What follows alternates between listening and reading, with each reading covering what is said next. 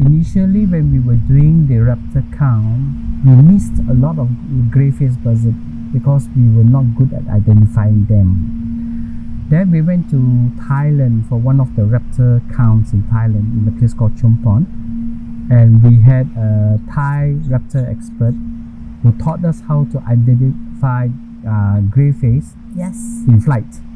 And there were so many there. Every time we look up, he says grey-face, grey-face, grey-face. Right. So we have no choice but to really learn to recognize that bird, and eventually they become so familiar to us. And when we came back here and we did the following count, we start to recognize grey-face, and then we start to have grey-face in the database. Okay. Right. So I guess in the way, exchange of information, exchange of knowledge amongst different countries is also very important. Especially for someone who have more experience in certain species, they can teach us. Likewise, if we have more experience in certain Malaysian species, we can also teach them in the book. Okay. We say you have been involved in the account for the last 10 over years. Do you see a trend of the numbers? Could you, let's say, give us, on a good day, what would be the kind of numbers that fly over Tanjung Tuan? And what kind of trend do you see? And to most of us, Mark, what on earth do you do with the results? Yeah. Just generating numbers. It's actually something that I've always asked myself. What do we do? Okay, good question. Generally, the trend is quite stable. Yes. Over the years, the numbers have not dropped drastically and has not increased drastically. But if you talk about the numbers variation from day to day, it can be very big variation. Like today, we have only 100 birds. Okay. Yesterday, we have 933 birds. Right. The day before, we have 1,912 birds. Okay. And the day before, we have 2,343 birds. So it's like up and down. Coaster. Why? Because weather conditions. Like today, if you look at island of Rupat today, it's all very hazy. We are suspecting that it may be raining. If it's raining, the birds won't take off. Right. So they won't come here. Yes. Right, that's one. Another reason could be wind direction. If the wind is not blowing this way or they are blowing further north or further south, then the birds get blown a little bit off course and they are quite far from where we are. That's why, like today's birds, we can only see them on a telescope. Even the binoculars, you can't see the birds. Right. They were only tiny specks using a telescope, and they are very far to the left. Hence, all the people in Tanjung Tuan for today's event were disappointed because they cannot see any birds because they were all blown quite far south. So that's your daily variation. Right. Now, what do we do with this data? We have 20 years of data. One of the local lecturers in the University Pertanian, Malaysia, has written an article using data that was collected here.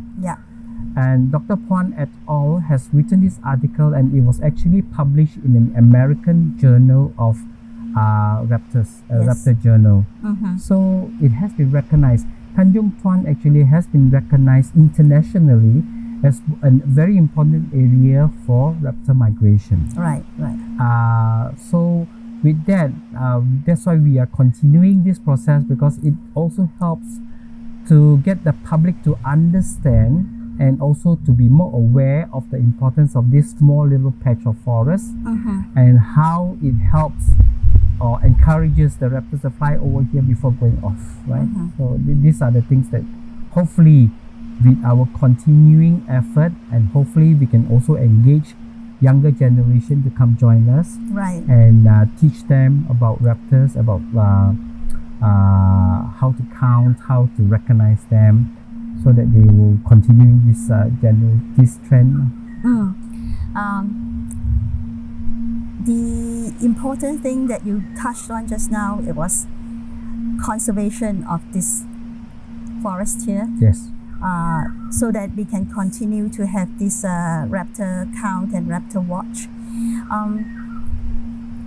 what would be good actions, let's say, for MNS or bird wildlife NGOs to bring awareness, to encourage our younger people to come join into in your volunteer group?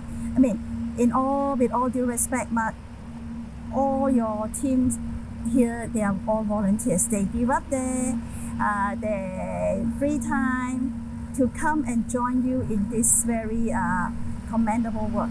But I notice some are already past middle age.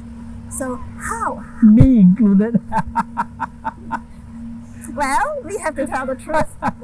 So how do we encourage the younger ones to take up this activity to make it sustainable? Okay. Yeah. All right.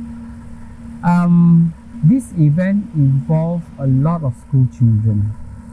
Okay. There were a lot of activities geared towards school children to inculcate a love for nature Yes. and the environment and all that goes with nature. Yeah. Hopefully in the future we can go back to where we start to invite schools to send the children here so they can learn, they can experience for themselves what nature is all about. Right. And having experience, some of them may start to generate interest in this. Yeah. Even for today, I saw some parents, they brought their young children, and some of the children are so keen to learn that when we start to explain to them about the raptors, the different male, female, juvenile, how do we recognize them, they are quite excited about it. Right. So it's a start. Right. Yeah, it's a start. Then moving forward, Mark, what improvements or what kind of encouragement would you like to see from our government, from our local council, to help propagate and enrich this study that we have on hand? Okay. Let's look at the event first. Yeah. This event will not be possible without the support of the local state government. Right.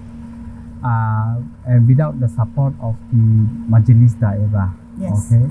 And they have all been helpful all these years, and in terms of helping to sponsor certain materials and certain things that help to allay some of the costs from MNS. They are also here to participate, whereby some of them set up booths to talk a little bit about their council and what they do. There's also the Felda group that comes and talk about the products from Felda. Okay. Right? So it's Win-win. quite inclusive Yes. of the people that are around this area. Okay. Yeah. So, of course, thank you for the support so far given by the state government and the Majlis, and we hope that we will continue to have this kind of support so that we can continue to have this event on a yearly basis. Because if each year we reach 3,000 students, Right. if we can reach that kind of numbers, Yes. then eventually, even if we take 10%, 300 of them get interested in nature. Yes. Yes. And out of 300, maybe 10% really go into conservation work. So that's how you already start to good. increase the Yeah. number. Yeah. All right. Yeah. Mark, thank you so much. Thank you. you so much for giving us your time. Thank you. And I really think the Raptor Watch, the Raptor Count, is certainly a major event that we have to mark in our calendar. It happens annually, almost about the same time in March, more or less. It's usually the second weekend of March. Right. Yeah. Mark this on your calendar, ladies and gentlemen, boys and girls. Yeah. Because it is a important part of our natural heritage. Yeah.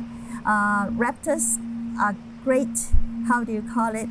Raptors are a good indicator of the health of our environment. Yeah, good indicator of It health. also, of course, shows that there is enough wildlife in the environment that is a food source for the Yeah. raptor. Particularly now, this Oriental honey buzzard means that there is enough honeybees around. Honeybees, Does that- pollinators. They actually attack the hives of honeybees. Oh, okay. and they take the honey as well as the larva of the honeybees as part of their food source. Right. So, but of course the other raptors, they'll be catching small. But sometimes here you can see a peregrine falcon coming in, and they will swoop down onto the swiftlets and catch the swiftlet in the air. Right. But the amazing thing about peregrine falcon is they actually eat the swiftlet while flying. And you can observe them here sometimes. So this is an interesting thing to observe. Wow. Yeah. That would be a scoop. And yesterday, there was a black tie falconet, which is the smallest raptor in the world. Yes. About this size. Yes. It caught hold of a swiftlet. Yes. And he had trouble trying to fly to the perch. He was struggling to fly because he's got that bigger swiftlet in his talons. And flying to the tree to eat the bird.